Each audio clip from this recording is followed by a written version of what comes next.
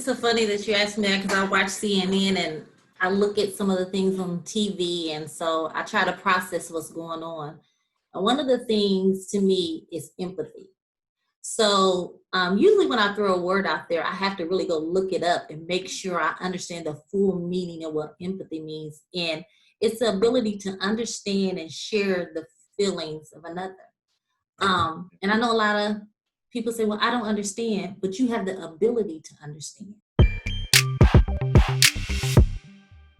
So, we talk a lot at Stone Table about faith, work, the connection between the marketplace and the mission of God in the world, and how our everyday jobs are sacred things. We consider, our work sacred. We've had this history, I think, in the church of separating sacred jobs and secular jobs, but we don't think that's what Scripture teaches. We think that Scripture tells us that all work is sacred. And so, I guess I want to know from a property management standpoint. You've been doing this for a lot of years, even before you were at Cloverleaf. How do you see what you do and what your team does through that lens? How does your faith? I know you're a woman of faith. How does your faith impact your everyday work managing 424 units of apartments? Well, the funny thing about it is you actually have to have faith to bring the love of God to a community. Yeah. You have to lead with your faith to bring the love of God. So I have my team, we try everything to lead with love. We try to lead with dignity, and we try to lead with respect. And I took the moment over the years, I've looked up the word faith. And one of the things that stood out to me in one of the words, because we pledge our life to God. And when I decided to get into this business, I decided to pledge my life to this business because somebody believed in me. They took the time out to have the faith in me. And I understand these residents. I was a single mom. I had 2 kids by the time I was 22. I was on Section 8. So somebody had to have enough faith in me to say, hey, it won't always be like this. It will turn around. So that's how we lead this team. And I always tell people that's on our Section 8, because out of my portfolio, I have 200 some Section 8 in one area.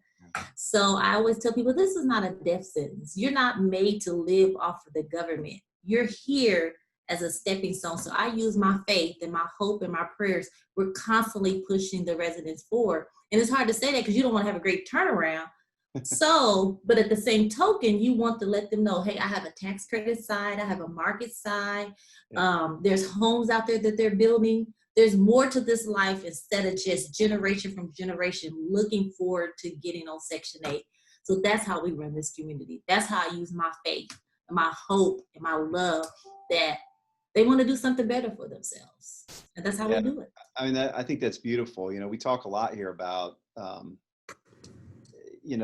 that people's homes, that's a sacred space, right? And so our work is to interact with people in one of the most sacred spaces in their lives, and we talk a lot about washing feet, right? And being high quality providers of affordable housing. And none of that happens unless we have the kind of heartbeat that you just, described there. So I think that's beautiful. Can you tell us, I know you have story after story after story. I've heard some of them, but I tease you guys a lot that one day you'd be able to write books probably on some of the stories that you've unpacked after, decades of property management. But I don't know, tell us a story of how your team has been able to positively impact a resident's life through the work that you do. I'll just throw that out there. I'd love to hear a story. One of the ones that stand out to me the most is I hired a young lady that was on Section 8 and lived on this property for 10 years. So when I became the manager here, I watched her come in and she used to go through the paperwork. She would correct us. That let me know she was reading what we were giving her. So she was just not living on Section 8, but she was really trying to make it out. She just needed an opportunity. So one day, one of my workers was moving to the corporate office, and I asked her, I said, I would like to interview you. Her name was Marina. And she said, you want to interview me? She said, I'm on Section 8. I said, but I see more than your current situation. I see that you can be, I believe in surrounding myself with a team that want to do what I want to do. I said, so I see a little more. You just need an opportunity. So I hired her. I made her, she went from making 11 bucks an hour to, making some more. And I kept pushing her to be the best in that area. To even to the point where now she works for Quadell and she's probably on tripled her income. So Mm. I feel like when you work in this position, you have the opportunity to give back. So Yeah. that's me giving back to somebody else. I'm deciding to reach back and pull somebody forward. And so we do that all the time in this, amongst my team. We're constantly reaching back. And I hire my parents to do the cleaning, Mm. but I also ask them to reach into the community. They've hired some people on out here in the community to clean the office, to help with the hallway. So to me, that's showing the love of Christ. Yeah. That's using my faith that they're going to do their best. And that's also reaching back to pull them forward. So that's to me how we pour love into these residents. I love that. Marina, yeah, she's with Quadell now. Yeah, she did an Yes. incredible job for us. Yeah, that's a great story. Well, I know one of the conversations I love that you and I have been able to have, and you've really helped me over these last 4 or 5 months. It's been a difficult season for our country. We've had a lot of conversations, a lot of I feel honest conversations. I hope you feel the same way about the racial tensions in our country, and how really I hope we can use these moments to understand and move towards one another, right? Rather than to separate and run away from one another.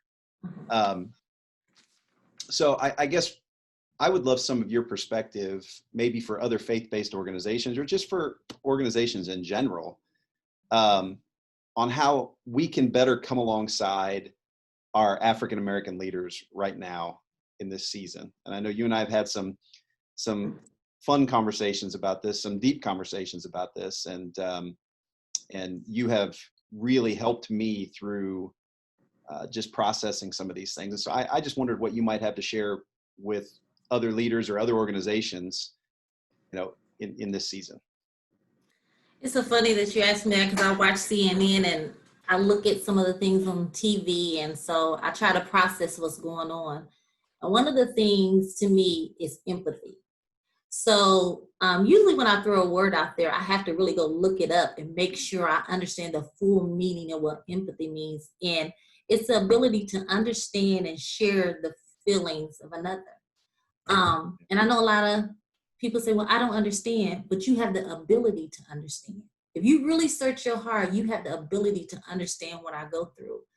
And I'm reminded, and I'll probably get a little spiritual about, there's a scripture in the Bible, I want to say it's Romans 12:15. You rejoice when other people rejoice and you weep when they weep. And I'm also reminded about something else when Jesus in the Bible, when Mary, her brother Lazarus died. I love that story. And she came to God weeping, and mighty who he is, he could have stood there in all mightiness and say, hey, don't worry about that. I'm going to raise him from the dead.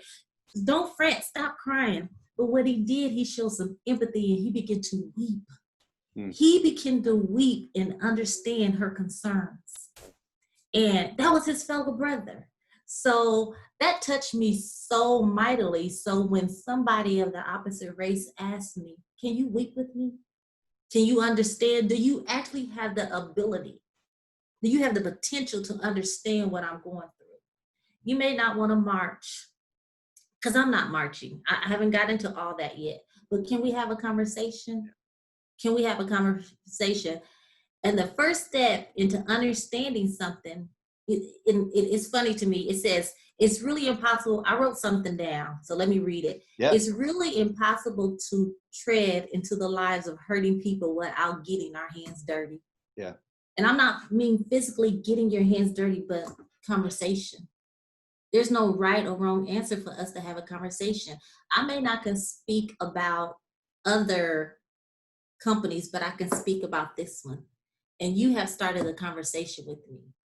You begin to have empathy. You actually have the ability to understand what my people are going through.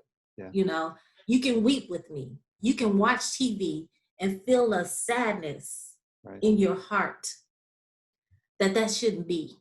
Not judgmental, not looking back on their history, but you can actually sit there and have some empathy. No, that person didn't need to die like that. Right.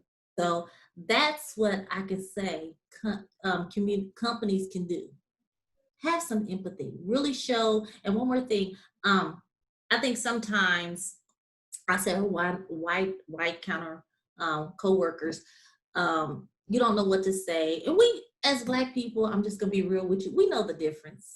We know the difference if somebody is really trying to show their heart or Mm. if somebody is trying to pacify the situation, really trying to pacify the situation. And as I begin to think about this, I'm reminded of another scripture, another parable, another story in the Bible, when Jesus was walking through the crowd and the woman with the issue of blood, she touched him.